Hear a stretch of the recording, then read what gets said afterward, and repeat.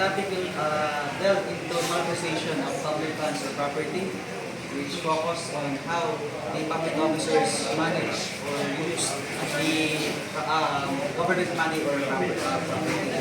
So before we go to the next slide, does anyone have an idea of what is conversation of public funds or property? Anyone? Okay, so malversation of public funds or property happens when a public officer or someone who works in government is in charge sa government money or property and they steal it or they use it for personal gain or they allow someone to take it either by being careless or by purpose. Even if kung sa public officer directly take sa property or money, they allow someone to take it by neglect or abandonment, then they are still liable. So let's proceed to the next slide. Okay. So malversation of public funds or property, Article 217. So any public officer who by reason of the duties of his office is accountable for public funds or property shall appropriate the same or shall take or misappropriate or shall consent or through abandonment or negligence shall permit any other person to take such public funds or property wholly or partially. So, as I said earlier, these are public officers or someone who works in government that is in charge sa government money or property and they steal it or use it for personal gain. They allow someone to take it either by negligence or abandonment. So, presumption of malversation, this means that the officer cannot explain where does the government money or the property has been used. If they cannot explain kung saan sila nagamit or saan sila spent, then the law already assumes that they stole it or mishandled it, unless they can prove otherwise. So what are the penalties for Article 217? So if you have stolen an amount of not less than 200 pesos, then you will be charged with prison correctional in its medium and maximum periods. If you have stolen an amount of 200 pesos but not less than 6,000 pesos, then you will be charged with prison mayor in its minimum and medium periods. But if you have stolen an amount of 6,000 pesos but not less than 12,000 pesos, then you will be charged with prison mayor in its maximum period to reclusion temporal in its minimum period. And if you have stolen an amount of 12,000 pesos but not less than 22,000 pesos, then you will be charged with reclusion temporal in its medium period and maximum period. And if the amount you have stolen will exceed to 22,000 pesos, then you will be charged with reclusion temporal in its maximum period to life imprisonment, which we call as reclusion perpetua. So acts punishable in malversation. First, by appropriating public funds and property. This means that the government money or government property has been used for personal gain. By taking or misappropriating the same, this means that they stolen the property with a wrongful purpose or wrongful way. By consenting or through abandonment or negligence, permitting any other person to take such public funds or property, this means that you allow someone to take it either by negligence or abandonment. Then by being otherwise guilty for of the misappropriation or malversation of such funds or property. So any acts that shows dishonest use of what belongs to the government. So let's proceed to the elements. First, that the offender is a public officer or someone who works in government. Next, that he had the custody or control of funds or property by reason of the duties of his office. This means that he is responsible because it is his or her job.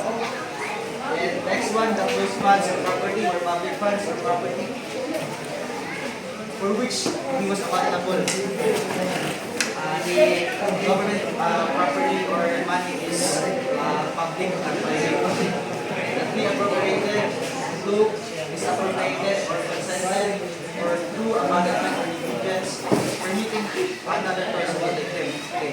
Even if you didn't directly take the money or property, you you allow someone to take it by neglect or management, then you are still liable of such crime. So these are all the elements under Article 217. Now let's proceed to Article 218, which is the failure of a accountable officer to render office. So Article 218, failure of a accountable officer to render accounts.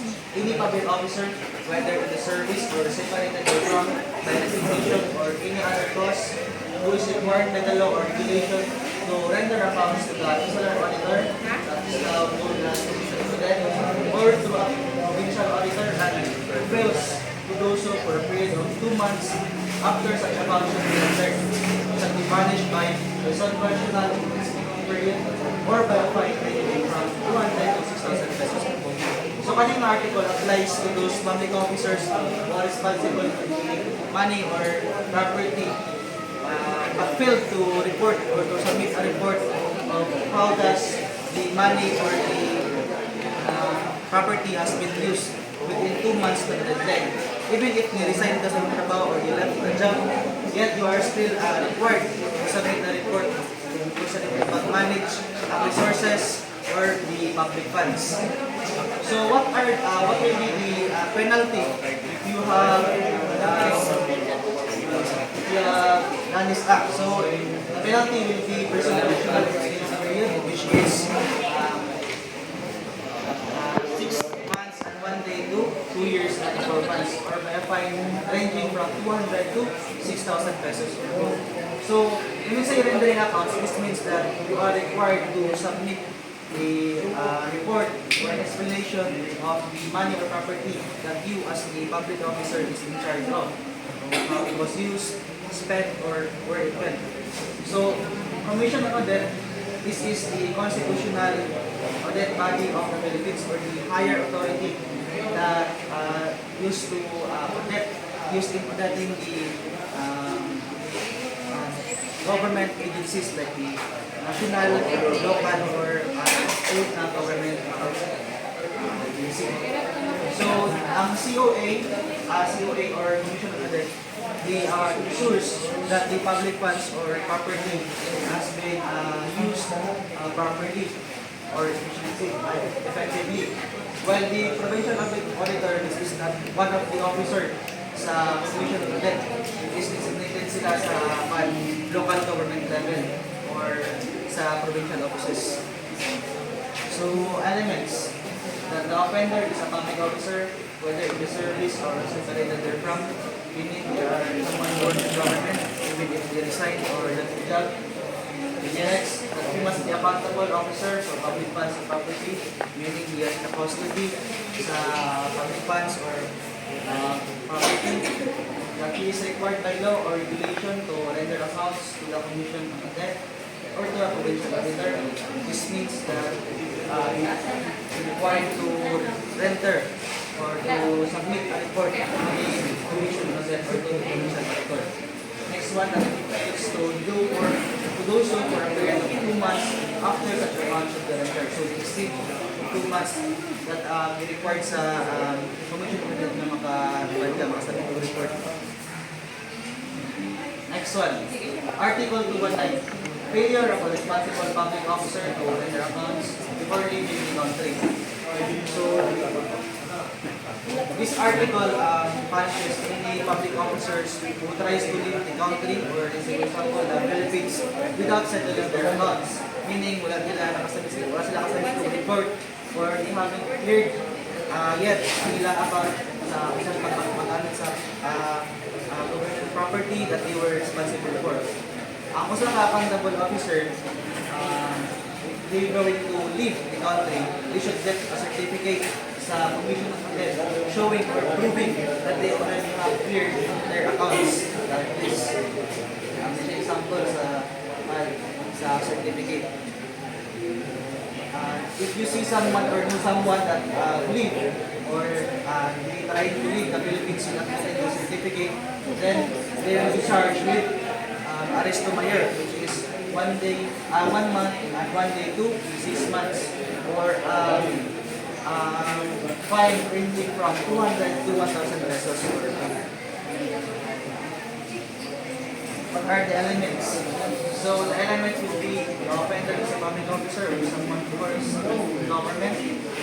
Next, he must be an accountable officer for public funds and property. Meaning, he has the responsibility to protect the public funds or property. That he must have suitable land or maybe a point of living in the Philippines that securing from the Commission on the Land a certificate showing that this amount have been finally settled. Okay, so hindi lang dawas without getting a certificate from the Commission on the Land. Pwede na lagi mo na clear na kinuwang accounts. Article 220, legal use of public transfer. So, in this article, in Article 220, ano siya is, this law applies to the public officers who are responsible for the government money or property as they have used in different purposes than what was originally approved sa law of ordinance. So, a key point ani is that money or a property is not stolen, but is used in a project, in a public project. Yes, it is still a crime because that certain money or property has been assigned into a specific purpose. So, what will be the penalty? The penalty for Article 220 will be prison correctional period, which is 6 months and 1 day to 2 years and 4 months. And also a fine ranging from half to full amount of being misused. Then a temporary disqualification sa public service. Then katusiya is if there is an embarrassment or damage to the public office, then if wala siyang damage or embarrassment, then you will be charged with a fine of 5 to 50% of the amount being misused. Elements. The offender is a public officer, someone who works in government. Next, there is a public fund or property under administration. He has the custody of the government money or property. Next, the such public fund or property has been appropriated by law or ordinance. Is money is either assigned into specific purpose. Then, or he applies the same to the public use. Other than that, for which such fund or property was appropriated by law or ordinance.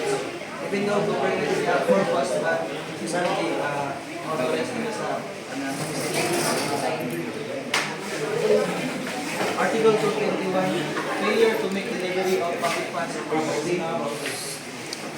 So, kanina this law applies for public officer who either fail to make a payment that they are required to do so, either who holds the public funds, or they refuse to deliver government property. They refuse to deliver the government property, even though they are already ordered by something like the government authority. So what will be the penalty for this? So the penalty for this will be arresto mayor, which is 1 month and 1 day to 6 months, and a fine ranging from 5 to 10% sa amount na bayaran, and 50 pesos sa property na wala na delivered. Depende sa value. Okay. So, these are the acts punishable under Article 221. By failing to make payment by a public officer who is under obligation to make such payment from government funds in this position. So, you are a public officer who has the government money and you are required to pay someone but you have maliciously failed to do it. By refusing to make delivery by a public officer who was ordered by competent authority to deliver any property in this custody or under his administration. So, you are a public officer that has government property in your custody, and someone in proper authority have ordered to deliver government property but you have refuses. So, these are the acts punishable under 221. So, elements. that the public officer has to earn funds in institution. You have the money, or you are the one in charge for the government money. Then that is under application to make payment from such funds. You have the responsibility to make a payment. And he fails to make a payment maliciously or maliciously committed. So these are the articles in Article 4, which is the malversation of public funds or as government.